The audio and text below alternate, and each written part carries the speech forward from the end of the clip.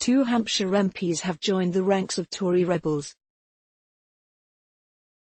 Caroline Nokes, the MP for Romsey, and Steve Brine, the MP for Winchester and Chandler's Ford, both have backed a motion to delay Brexit until January 2020. MPs will now attempt to block a no-deal Brexit, having won control of the Commons' agenda last night. Prime Minister Boris Johnson has now vowed to seek a snap general election. Brexit, what's happening today? The rebels defied the whip to join opposition parties in a move which will see them take control of business in the House on today. Their actions were part of a bid to stop the UK crashing out of the EU on October 31. The Prime Minister said he would table a motion for a poll under the Fixed-Term Parliaments Act on Tuesday night, which could be put to a vote on today. Caroline Nokes on being willing to lose the Conservative whip. However, Labour indicated that they would not back the move, which would require the support of two-thirds of MPs, until chances of a no-deal Brexit were taken off the table. Mr Johnson said Parliament was on the brink of wrecking any deal with Brussels after voting to give the cross-party alliance control of the Commons. Read a vote. This poll is now closed. Do you agree with how the rebel MPs voted? Yes 43%, number 57% total votes, 240. He told MPs, "I don't want an election, but if MPs vote tomorrow to stop the negotiations and to compel another pointless delay of Brexit, potentially for years, then that will be the only way to resolve this."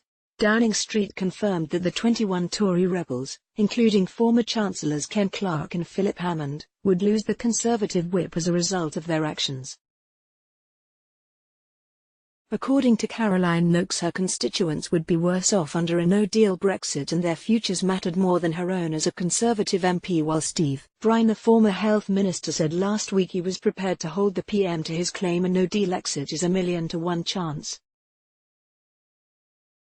Following the drama in Westminster, Mr Brine issued a statement. He said, "This week's battle in Parliament was always going to come, but the basic fact is we live in a parliamentary democracy in this country, and no government should forget that. There has never been a majority in the House for no deal, nor has there ever been a realistic chance of a radically new deal from Brussels. This has been clear for months, and while I wanted to give him a chance, from my personal as well as private exchanges this week with the Prime Minister,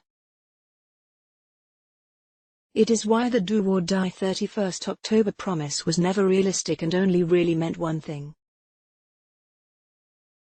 The unnecessary proroguing of Parliament and the bullying tactics of this week only served to convince me that was the case, and it was time to stand up and be counted. No deal, far from allowing us to move on and put Brexit behind us as claimed, would resolve nothing and is only a recipe for further uncertainty and delay while causing significant damage to our economy, businesses that employ my constituents, trade with our largest market, the rights of EU citizens, and that's before we even start to consider the consequences for our United Kingdom.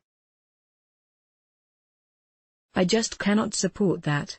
Despite voting to remain myself, I believe we must leave the EU.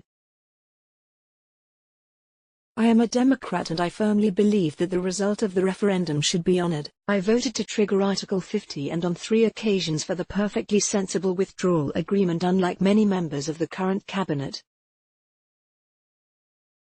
If MPs from other parties had put partisan self-interest aside, the UK would have left the EU on March 29. Representing a divided constituency, in a divided country, is an almost impossible task, but you have to find the common threads, and my judgment is for consensus around respecting the vote but not for no deal. I know some will agree with my decision and others will feel bitterly let down, but I have learned in almost a decade doing this job that, in politics, you have little if you don't have your integrity and do what you think is right.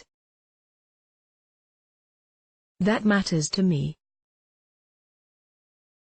I remain a proud One Nation Conservative and fully back so much this government is doing, things such as the massive increase in school and college funding I have long campaigned for. But we have a major difference of opinion on how we safely leave the EU, and I am confident this is one chapter in a long history of my party. To say my mind has been in turmoil in recent days and throughout summer recess would be an understatement, but I have always put my constituency and my country above my own self-interest, and I will go on doing that as our MP for as long as Winchester and Chandler's allows me.